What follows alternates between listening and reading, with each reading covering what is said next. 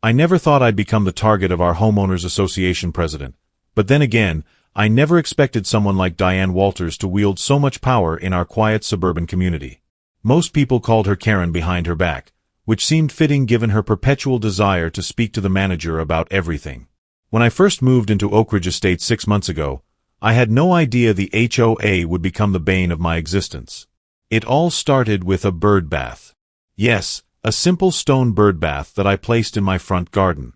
According to Diane, it violated Section 14, Paragraph 3 of the HOA handbook, no outdoor decorative elements exceeding 18 inches in height without prior written approval.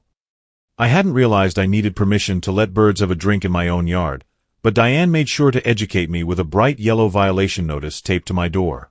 "Mr. Reynolds, we take our community standards very seriously here," she told me with a saccharine smile when I confronted her about it. Her perfectly highlighted blonde bob didn't move an inch as she tilted her head condescendingly. "Perhaps you should have read the full handbook before installing unauthorized fixtures." I removed the bird bath, thinking that would be the end of it. I was wrong. Over the next few months, I received citations for grass being a quarter-inch too tall, having my garbage been visible from the street for more than 4 hours after collection, and, my personal favorite, excessive holiday decorations during Christmas. Apparently, my modest display of lights was garish and disruptive to community aesthetics. But I'm a retired postal worker with 35 years of service. I've dealt with my fair share of difficult people, so I took it all in stride, following the rules while keeping my opinions to myself. My monthly pension check was my reward for those decades of service, and I wasn't going to let someone like Diane ruin my peaceful retirement. Then one Thursday, my pension check didn't arrive in the mail. This was unusual since the Postal Service had never failed to deliver it on the first of the month.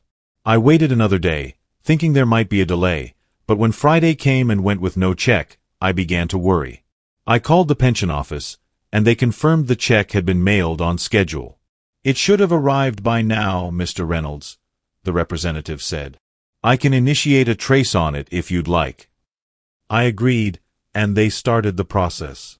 Meanwhile, I had bills to pay and not enough in my checking account to cover them all. I was contemplating which payments to postpone when I happened to glance out my front window and saw Diane marching up to Mrs. Garcia's house across the street, violation notice in hand. Something about the smug confidence in her stride made my stomach churn. The next day, my neighbor Tom stopped by. "Hey, Jeff, did you know Diane has been taking mail from people's boxes? My wife saw her doing it early one morning last week. She thought maybe Diane was collecting misdelivered mail to return it, but it seemed odd." A chill ran down my spine. "Did your wife happen to see which houses she took mail from?" "Not specifically, but she said Diane was working her way down the street. Your house would have been on her route." That's when I decided to set a trap. I called my old colleague at the post office, Mike, who still worked as a carrier in our neighborhood. "Mike, I need a favor. Can you let me know what time you'll be delivering my mail tomorrow? And maybe hold any important-looking envelopes for me to pick up directly." Mike agreed, and the next day I waited near my window around delivery time. Sure enough, not 10 minutes after Mike dropped off my mail, I saw Diane strolling down the sidewalk, pausing briefly at each mailbox. When she got to mine, she glanced around quickly before opening it and rifling through the contents. I recorded the whole thing on my phone, zooming in as she pulled out an envelope that looked like it came from my credit union and slipped it into her purse. I was furious but kept my cool. This wasn't just an HOA violation. This was mail theft, a federal crime.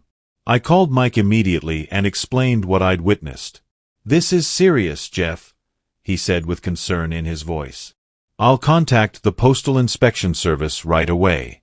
They don't mess around with mail theft." 2 days later, I received a call from Postal Inspector Sarah Martinez. "Mr. Reynolds, we've reviewed your video evidence and have reason to believe Ms. Walters may have taken your pension check as well as other mail from your neighborhood. We'd like to set up a sting operation, with your cooperation." The plan was simple but effective. The pension office issued a replacement check, which would be delivered to my box with a tracking device inside the envelope. Inspector Martinez and her team would monitor it, and if Diane took the bait, they would catch her red-handed. The following week, my replacement check arrived on schedule. I watched from my window as Mike delivered it, giving me a subtle nod as he placed it in my box. Then I waited. About an hour later, Diane's silver SUV pulled up across the street.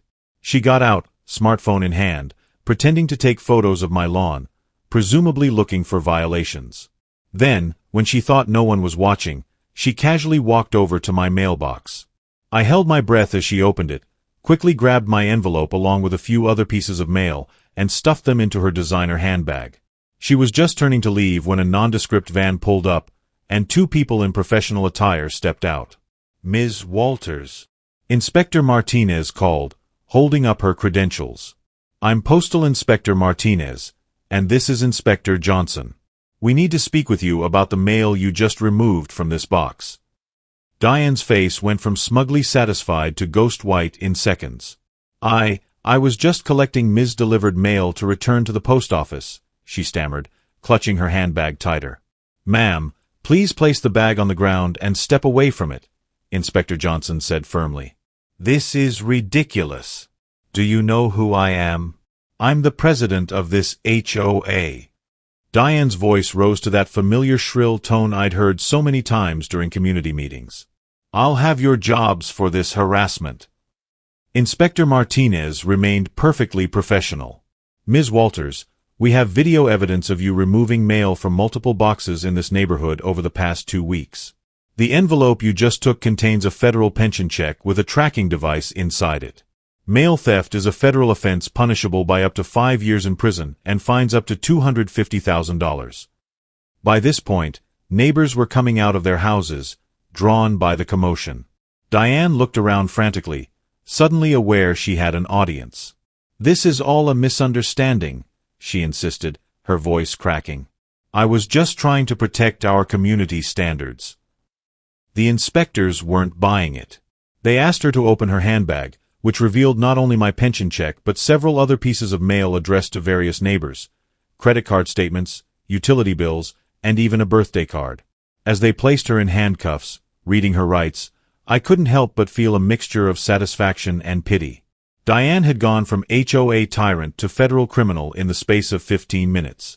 A search of her house later revealed dozens of pieces of stolen mail, including my original pension check, which she had apparently been too cautious to cash yet.